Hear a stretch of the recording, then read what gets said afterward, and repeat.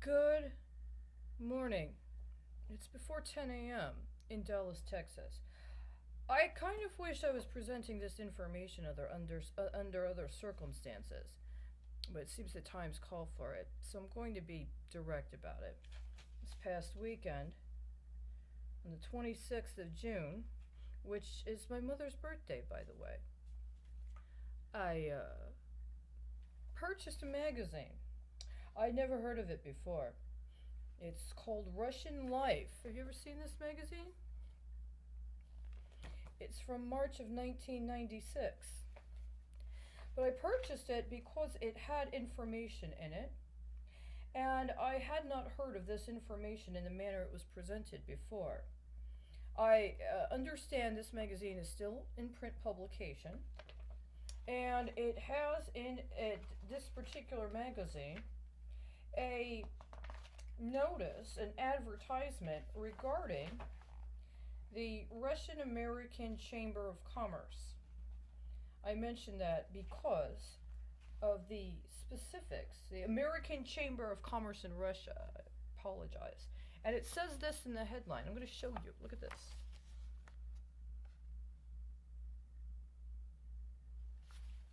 It says, "Who went to bat for American business when the Russian government decided to tax loans as revenues?" This is from March of 1996. And not so ironically, we are in a situation right now where the consideration of the distinction between a loan and an outlay and concepts of taxation are absolutely relevant, including a loan or an outlay that might have had a 25-year or longer term. And so the appropriate acknowledgement of it as a loan versus an outlay and how that would account for or as revenue is absolutely one of the most essential questions of this time. It's also one of the most essential questions of this time when it comes to consideration of pension benefits. Now, I'm on the record, and I've been addressing factors related to the fact that for a short time I worked for a public agency in the city and county of San Francisco. I was a civil servant. I took the civil service exam. I passed. I got the job. And the understanding was that by virtue of being a civil service employee employed with a public agency, I would be eligible for the benefits associated with civil service position. I ended up having to leave that job at some point in time. And several years transpired where I didn't really have much contact.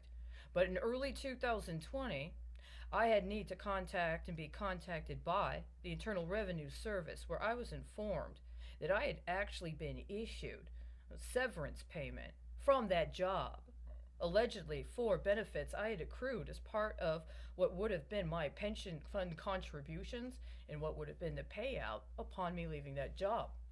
I never received that check. I never received notice of that check, and to this day, I have not been able to get any confirmation on my efforts to communicate with either the city and county of San Francisco or the state of California. Nonetheless, the IRS has accounted for the fact that I was provided with indication that was registered with the IRS that I was due to receive a certain amount of benefits to pay out on my pension from my time on the job in San Francisco. This is relevant for a number of reasons, not the least of which is part of one of the articles in this magazine. There's an article in this magazine from the March 1996 edition. Loyal Wives, Virtuous Mothers. As Russia celebrates Women's Day, Catherine E. Young investigates the condition of the country's 75 million women. In addition to other things that are mentioned in this article, it talks about an understanding and expectation of pension funds and pension benefits specifically for women. I'll give you an example. quote from page 5. The picture is even grimmer for people on pensions. In 1995, the average pension was approximately $38 per month, well below the official poverty line of $70 per month.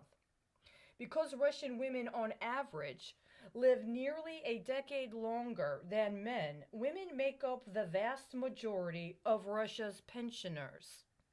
This was something that was unknown to me in 1995 when I was attempting to begin college.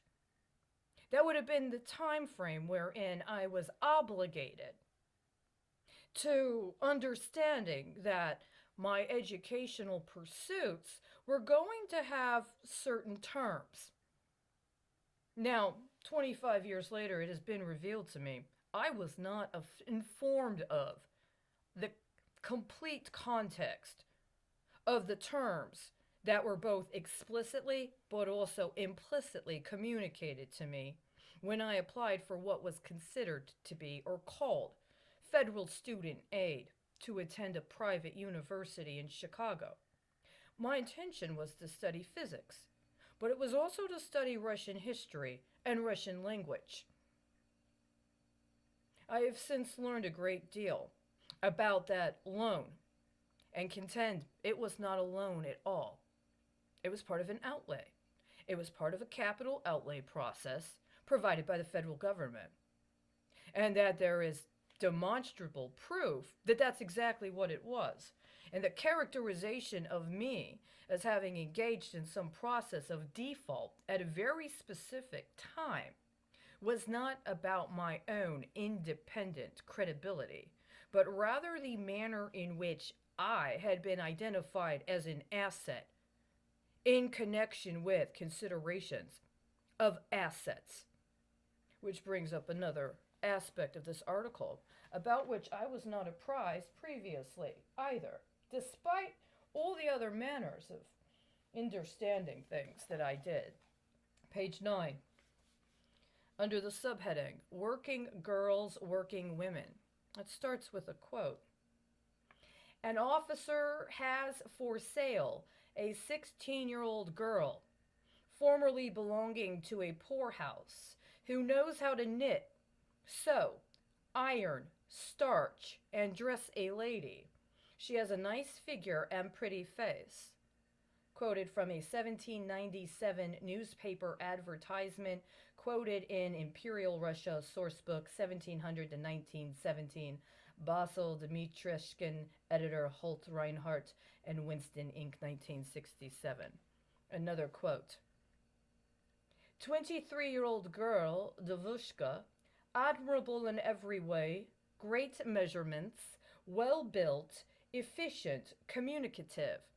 Seeks serious work as a secretary abstractor. I have experience. I will be an ornament to your office.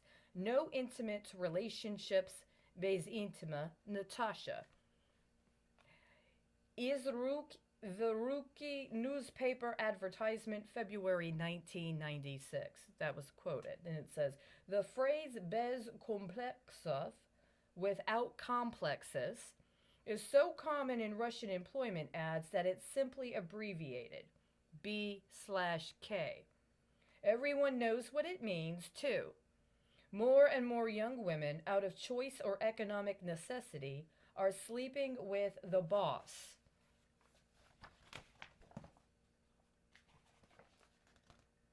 Page 10. It continues. Quote, the only thing Russian women have of value in the market is sex, end quote, explains Martina Vandenberg, the American coordinator of the Women's Consortium CIS-USA, which supports women's non-governmental organizations in Russia and Ukraine. Coincidentally, Vandenberg helped found Moscow's Sexual Assault Recovery Center, which in its first year of operation logged nearly 3,000 calls to its telephone hotline, 200 of them regarding rape or attempted rape. Meanwhile, a recent survey conducted by Moscow's Center for Gender Studies in several Russian cities found that 1 in 4 women had been victims of sexual harassment at work within the past 5 years.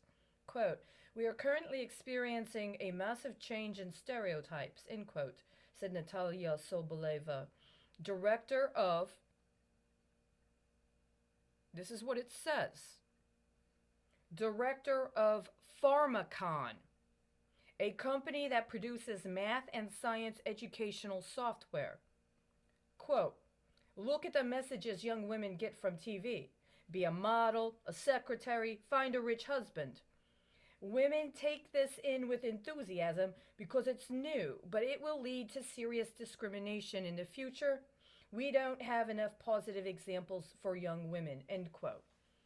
Now, it identifies Miss Soboleva as being the director of an organization called Pharmacon. I'm going to show it to you. It's right here in the print. But there is something I know about from when I was an editor. There's a feature. There's two columns on either side, right? Has a shading to differentiate it from the article, featuring this particular person mentioned in the article. This is not uncommon. In the days of print journalism, this would happen frequently. Has a picture. And then it says, like most successful business owners, Natalia Soboleva started with a vision. From the moment she touched her first computer in 1990, the young physics professor dreamed of using computers in her teaching. 6 years later, Soboleva directs 20 employees producing interactive educational software for students of all ages. Her firm, Physicon, works with American and European partners on software products that are distributed in Finland, Sweden, Bulgaria, the United States, and Russia. Now it goes on for several hundred words more describing the details of her business called Physicon, not Pharmacon. The only reference to Pharmacon in the magazine so far I've seen is that typo. A typo. A typo accusing, or rather, a typo associating a woman who's a business owner of a software company providing math and physics educational materials with a misrepresentation of association with a company called Pharmacon in the context of discussing women in the workplace who are willing to use sex and or see sex as a requirement of their job. Now, I've been a newspaper editor. I know what it's like when you write an article, or somebody writes an article, and then you do the proofreading, then you put it into the paper, and then you do the editing, and then maybe you have, hopefully, somebody else that checks the edit to make sure there's no typos, and certainly there's nothing as unfortunate as that misrepresentation. But I also know what it's like to have that taken to the publisher.